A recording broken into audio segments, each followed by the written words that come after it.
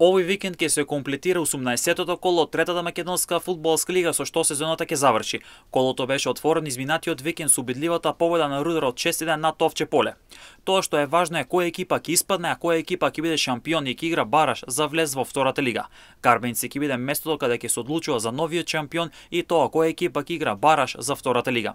Екипата на Карбенци на свој терени пред домашната публика ќе го пречека лидерот Вардарскиот Богданци. Ова е меч кој е од капитална важност и за двете екипи. Доколку Карбенци триумфира, би можел да го избегне последното место и да се избори за опсног, но во тој случај Вардарски може да биде втор ако Слоговиница во Берово триумфира над Малеш.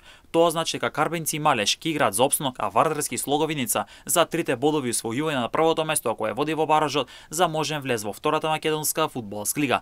Во Карбенци ќе се одлучи дали Вардарски ќе биде прв и ќе игра бараш за втора лига или тоа значи дека пред Вардарски е опција само 3 бода, бидејќи во секој друг случај Слоговиница ќе биде прва ако нормално триумфира во Берово.